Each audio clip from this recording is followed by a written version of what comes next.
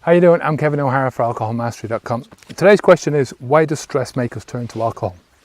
Well, I think it just doesn't make us turn to alcohol. I think it makes us seek an escape of some kind or another, you know, and especially true if, you know, the thing that you're doing or the thing that's causing the stress seems to be outside of your control, you know.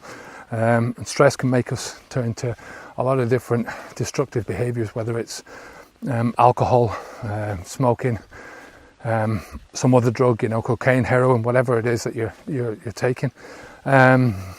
Eating junk food is another one, you know. Emotional eating, you know. These are all things that can cause you to, that can seem to be a remedy for stress, right?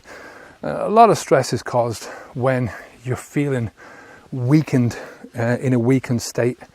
A lot of these things happen when you're in a weakened state. You know, you get up in the morning, you might feel a lot stronger than you do in the evening.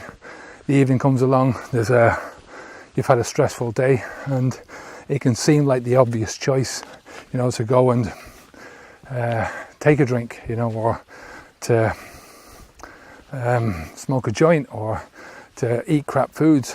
I mean, you know, I don't drink anymore, but, you know, sometimes if I've had a stressful day, one of the things that immediately comes to mind is to have some comfort food, you know. Now, comfort food means something different to me now than what it did 10 years ago, for instance. You know, comfort food to me now would be a big plate of potatoes with some gravy on it and, you know, really simple stuff, but hearty food. I know it might seem simple to you, but it's something that I really turn to now. Sweets as well. I mean, I can turn to sweets for that kind of a buzz, but years ago when I was drinking, comfort food was always going down to the chipper, buying takeaway food, you know, junk food. So a lot of the times it becomes easier to revert to old habits. You know, if you're trying to quit drinking, you're trying to quit smoking, you're trying to get away from these harmful, toxic foods.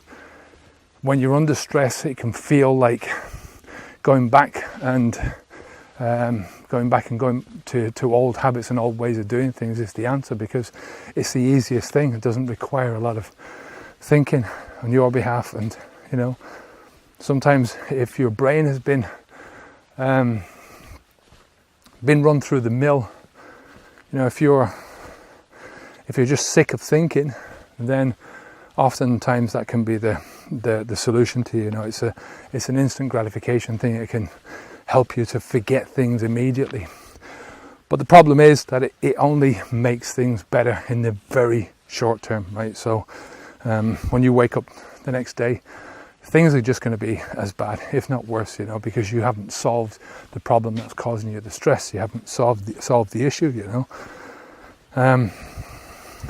A lot of those issues that you get from stress cannot be solved overnight, but, you know, drinking alcohol is certainly not going to help towards it. You know, it might bring you further away from it.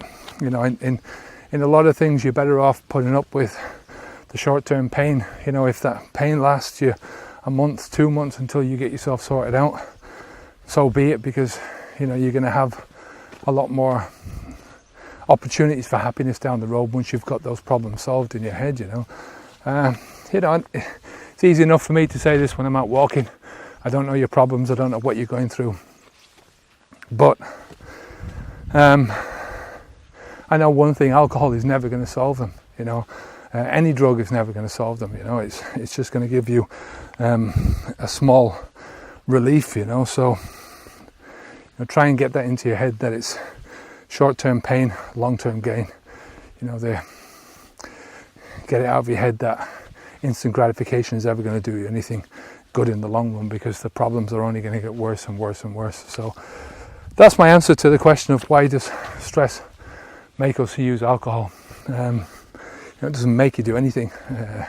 I think it's a decision that you make to use alcohol. I think it probably seems like a good decision in the moment, but it's a bad decision always in the long term, because the problem is never going to be solved. through drinking alcohol.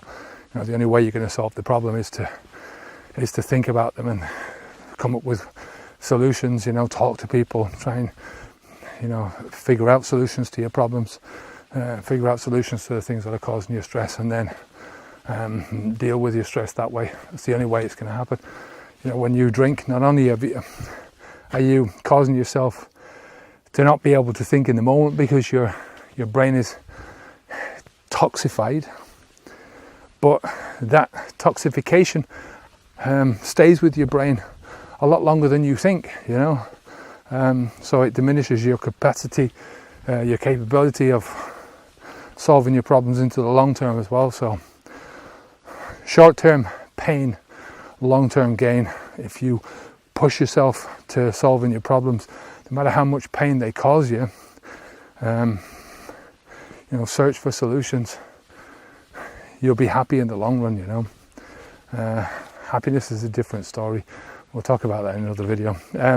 If you need any help quitting alcohol, if you have problems with alcohol, come on over to the website. We've the Alcohol Starter Pack, which is absolutely free. There's a couple of different courses on there. There's a couple of books. It's drip-fed content, so you'll get one video at a time every day for a few weeks, and at the end of it you'll get the PDFs and stuff. So stick it out there. It's trying to help you to reprogram your brain that you don't need alcohol, you know.